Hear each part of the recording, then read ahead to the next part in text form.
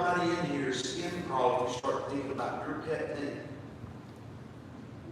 Yeah, that's good for their pet thing, but my pet thing I got to hold on to. And how does that work? Well, here I am. I'm a legislator, and I'm working with a legislator. I got my little pet thing. And here, this person is over here. They got their little pet thing, and they don't think I should have my pet thing, and I don't think they should have their pet thing. And what do? We compromise, and we both keep our pet things, and we add another one in there, and the government grows. Because nobody is ever willing to give up their pet selfish thing that is most important to them, instead of going back to the foundation of who we are and what our purpose is. And so I would just, part of my running, I want to win. I don't want to be a senator, but I want to win, and I want to be there to do the job of a senator. I have too many things going to stop to go be a senator, but I am compelled of God to run to be a senator, to run, to fight for what is righteous in our land. In Proverbs 14, God tells us righteousness exalts a nation, but sins reproach the people. Will you tell me where we at? Are we a reproach or are we exalted? The last 2 days is a declaration of that, if anything is. As a result, I feel compelled to fight to bring righteousness back to our governing cause.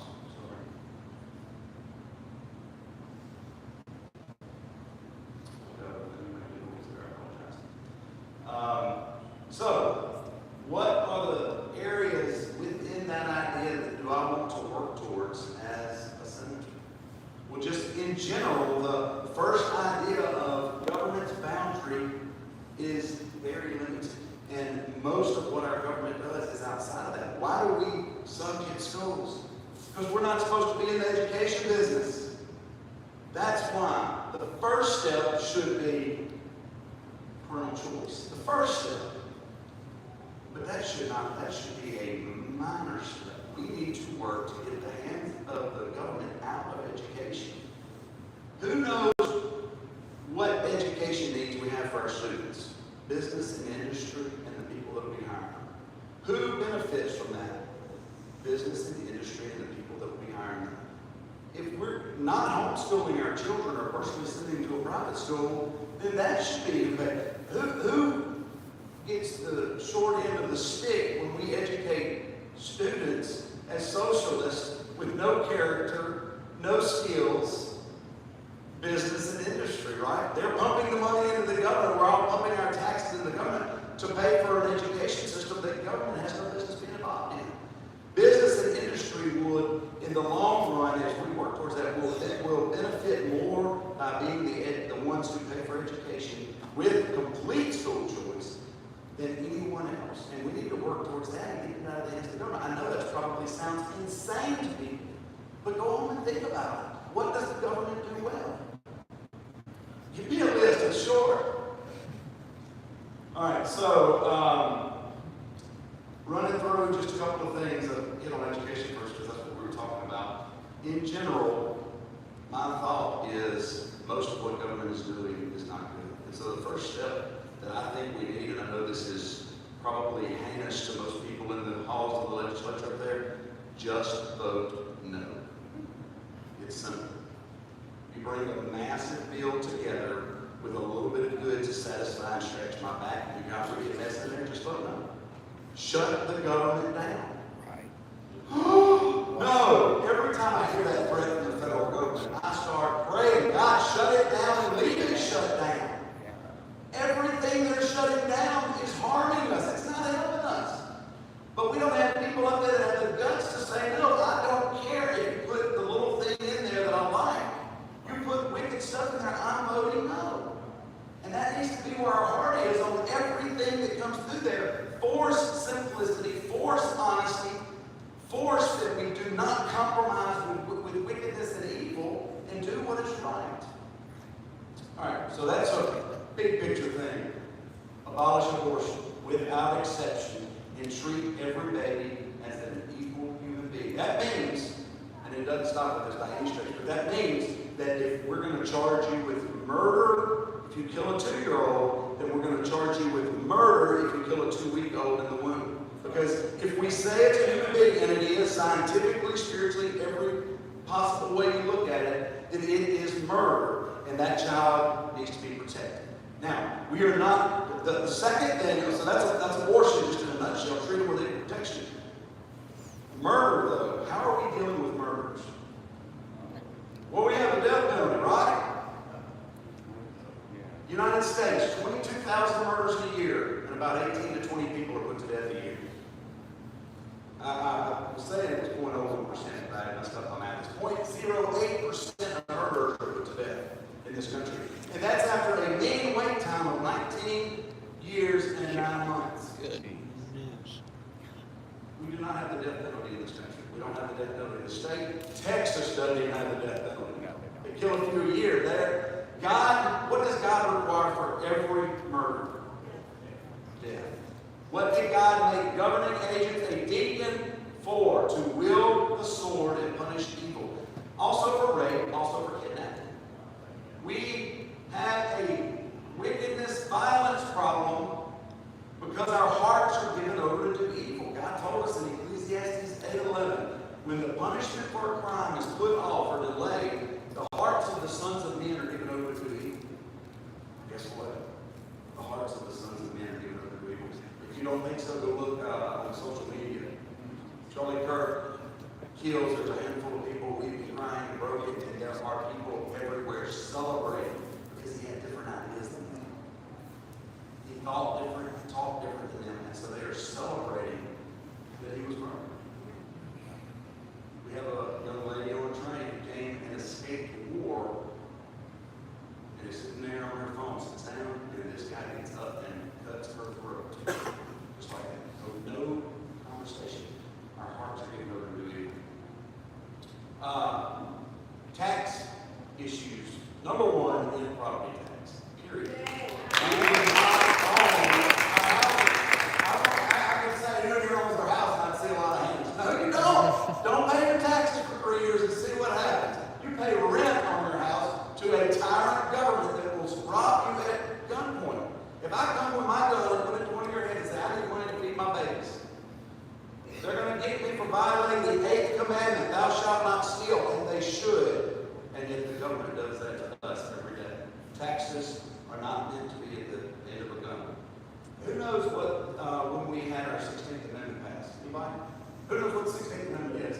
We kind of get it on the back. Talk about taxes. Income tax. Who knows when it was passed? First world war, right? 1912 or 13? Yeah. Way younger back, but way younger after our country was formed, right? First tax, the first taxes, income tax of any sort was during the Civil War, and that was like a 3% tax during the war to pay for the war. Right. Not a single income tax before that. We don't need income taxes, it's robbery. Right. We need voluntary consumption taxes. I have the option to pay taxes if I choose to buy something. If I choose not to buy something and borrow from my neighbor, so be it. That's down the road, but that's what we need to fight for. I know this sounds insane, but it is right, it is good, it is true, and we can speak truth unapologetically and trust God to bring about results. He founded this country through men who had that kind of character, and we don't have it anymore. Right. He will give it back to us. We need to trust Him. Medical freedom. Oh my goodness. I don't have time to get into all of that. Just for vaccines, the idea that we had to come to a place where a judge forced us to get this instead of our legislators stepping up just drives me nuts. The idea that our tyrant government should be able to tell me anything about me or my children and my medical care. Nothing. Period. They have no right to speak into my life. It is not their job, it is not their position, and we need men to stand up and say that and pass laws that are unapologetic. I'm not trying to figure out who thinks they should give their child a vaccine or not. That's not the point.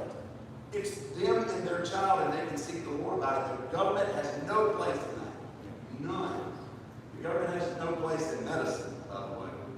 And that's further down the road, too. The government has no place in medicine. You want to know why our medical system is like it is? It's a government run. You cannot afford anything. That's the government. Need government. We need the government 100% out. All right, real quick, sorry.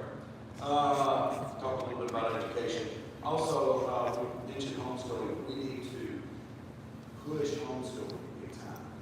We need to encourage homeschooling. The idea there that we would give less money to homeschooling. I don't think we need to give money anyway. We would take money for it. That's right, that's right. They give you money, there's strings attached, and as soon as the legislators say there's not going to be strings attached, the judge will say it is. They don't need to give us money, and quit stealing our money and let us educate our children how we see fit. Perversion. Number one, a judge cannot tell us that homosexuals should be able to marry. God gave us marriage between one man and one husband, one man and one wife. And a judge has no right to tell us that we need to pass laws in our state and tell the feds to get out of our state. He will not tell us we can marry in our state. We need to be bold and speak the truth and pass laws that honor the God of heaven, not the God of Washington, D.C., not the God of government. And I would just challenge you to really examine yourself on how much the state is God versus God's God. We all think, oh, I'm not a statist. Examine yourself. I'm telling you, it's shaky. Really start looking at how much you are going with the government. Government's not God, God is God. In outlaw pornography, it's not First Amendment. You're trained to think that. And so is prostitution. It's not First Amendment. We need to outlaw minors, we need to go into drag shows. That's simple. We need to do that. Why We isn't need to that? outlaw gender medical treatment and reassignment surgery for delusional sexual people.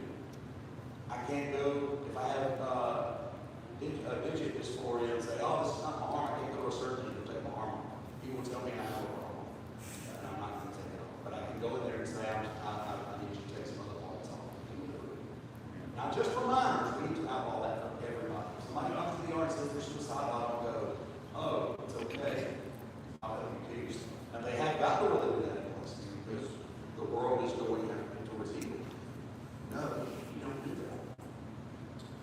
All right, I'm going to stop with that. Our webpage, goldenboy4senate.com, has lots more stuff. I run my mouth too much, so I run out of time.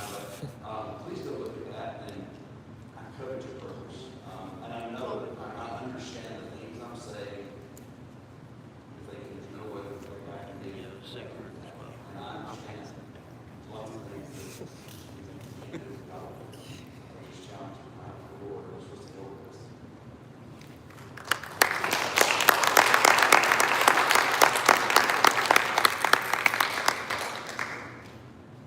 Has anyone got any questions? All right, that's good. Would you like to clarify on the abortion issue? You say under no circumstance. What about an ectopic pregnancy? Great question. Okay. Ectopics. We have a culture of death. And as a result, our go-to answer is kill a baby. That's the go-to culture of medical care in general. So we've been trained to think the only possible answer is kill that baby. Well, number one, a lot of those babies will die on their own and never rupture, never put a mom in danger. Number two, they're all the way back to the 1917, there were embryo transfers from ectopics taking place without all the fancy stuff that we have. There's two case studies that said 1917 and one case study in 1989. There's a hospital in Beijing doing it right now. I'm trying to get in touch with them. I want to go visit them. But the problem is we don't work on the research because we don't have a culture of life. So my argument to how that would look is we don't purposely in the medical field ever intentionally kill somebody. I'm not going to do that. I take an oath. They don't take that oath. Right, so that's what I'm getting to. With a ectopic, our goal should be treat both patients like every other area of OB care. Treat both patients. Try to take care of both of them. And if one dies in the process, that happens. So I don't think we should ever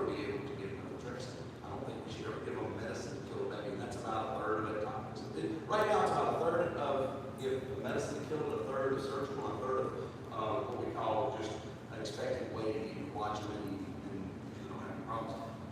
The other ones, if you put everybody into that, we would still have very few ruptures because we're watching them protected.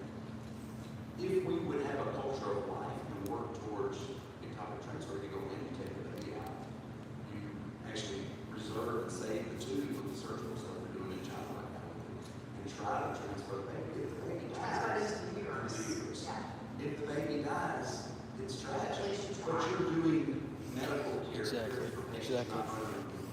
And we've been trained to think that's not an option. And the reason is because we have a culture of death. So if we push for a culture of life, we will. And again, somebody's trying to do that. The baby dies. Well, the baby dies. We lose the patient.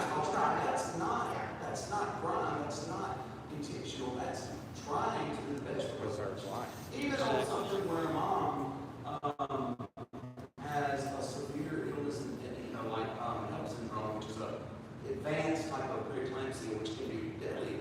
18, 20 weeks, she's around 2 weeks, but before the baby would live, you deliver the baby when she gets to the point where their survival is in danger.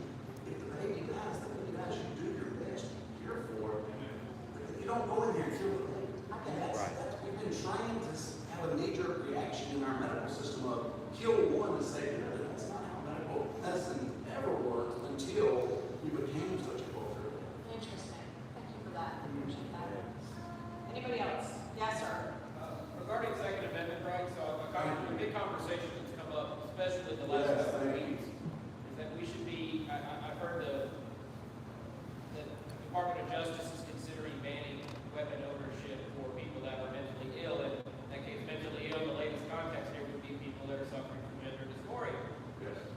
What is your perspective on that? Mine is personally that we should never outlaw weapons, but we should instead punish crime. But what would you do as a senator for the state if that issue were to come up, and then also if you could address red flag gun laws? Yes. Okay. And well, red flag, that is an extension of red flag laws, and that was on my list. I just ran out of time, so thank you. What does the Second Amendment say? Bear arms. Yeah. Shall not be infringed. The right to keep and bear arms shall not be infringed. If you're a violent felon, you should be dealt with properly, and you would never be able to hold a gun again. If our state did justice, that would be dealt with. You don't take guns from dead people. Okay? If you have a mental illness, you don't have, the government does not have a right to infringe on that by our Second Amendment. We don't have a right to do that. Red flag laws deal with that. Trump and them are talking about that, and they'll go, you can't take guns from somebody because of this, and then they'll turn around and play the hypocrite and say we're going to take it because they're transgender. What are we doing? We need to deal with the issue that is the problem, but the problem is not that they have a gun any more than anybody else having a gun. Guns don't kill people. People kill people. Look at that little girl on that train. Pocket knife that long. If you watch that video, that dude pulled a knife out and flopped it open, and it was tiny. A wicked-hearted man. Again, when the penalty for a crime is put off, the hearts of the sons of men are given over to evil. If we want to fix our problem, we don't take guns. We do justice. Amen. Yes, sir. Let me give a little witness. I don't know if anybody known me as long as I have. Since 1989, back when I had black hair. Let me tell you something about the Coleman family. They are a stand-up family. We used to go to church together a long time ago. He definitely does what he says he's going to do. I've witnessed him at the abortion clinics. I don't know if, were you ever at the South Jackson? I'm trying to think. No. When South Jackson was going and rolling, when Delbert was ahead of all that. Yeah. But I'll tell you, his family, I don't have a problem endorsing, and I'm just a senator-elect. So if you want to take my endorsement for what it's I'll worth, take it, man, yeah. but let me tell you something, I need help in the Senate. We've got 4 that we've actually gotten together, 4 Christian conservatives, 4. Doesn't sound, that's not a lot, is it? We need a 5th, we need a 6th, we need a 7th. The best way to get engaged is to help this gentleman in Edwardsburg Bolton community and knock on doors. I don't care if you don't have a dime to your name. You can knock on a door and convince somebody this is the man for District 26. Because I tell you, my wife and I, we had a lot of you'll see a lot of lip service, But when the rubber hits the road, we only had 6 people in 4 counties. Now here, yeah, we're going to help, we're going to do this. I don't care if you don't have $10 to your name. If you can ride with this man and knock on a door and hand out a dang on the door thing, that tells people, when you go meet them at their home, that's different than having a card in the mail. What do you do when you get a mailbox card? You throw it in the trash. Every time I went to a door and somebody wasn't home, I wrote a personal note. I'm sorry I missed you, but I do need your vote. I can't tell you how many meetings like this I go to. You came to my house. You came to my house. Let me tell you what the odds are. I went against an incumbent. I got 71% of the vote over an incumbent. That didn't come by sitting at home spending money. I had less than $10,000 to my name that I took out of my own retirement to run. When these guys run and people step up, don't give lip service. Well, I got a ball game this weekend. I understand kid duties, I understand parent duties. But if you want a righteous man up there at the Capitol, it's going to take sacrifice. My wife and I, we on Saturdays, 8 o'clock in the morning, knocking on the first door. Rain, shine, 102 degrees outside. It takes a commitment. When somebody runs for an office, that's a commitment. Whether you're committing to God, you're committing your time, we pray in the morning before we go out. The biggest issue we had, believe it or not, would knock on doors as dogs. Yeah, believe it or not. And by God, if I didn't have a clipboard, I wouldn't be sitting here today. The clipboard kept them at bay. But I want to get behind this Coleman. I want you guys to, whatever you can do, it doesn't matter if you can commit 2 weekends. I'm going to knock on every door until dark to convince voters. And I know it's a rural area, just like mine. I had 4 counties. Thank God you ain't got 4 counties to deal with. I had 4 I had to deal with. So it's 50 days to do it. I had basically 6 months the first time. So I've spent almost a year knocking on doors. My wife and I figured out a whole year of our lives. Basically, we can't replace. But we've got to put good folks in Jackson. And it starts with you. Yeah, so I usually am an optimist on things, but as I look at the state of our nation, things look pretty bad. If we don't turn the tide, if we don't turn our nation back, it's going to be ugly. God is going to bring us down from within potentially, or from out without. And we think, oh, it couldn't happen. We're America. Look at the history. You're talking about a handful of people in Jackson. I was thinking about Gideon, 300 guys that took down 120,000. God doesn't need a big army to take down America to bring us love to America.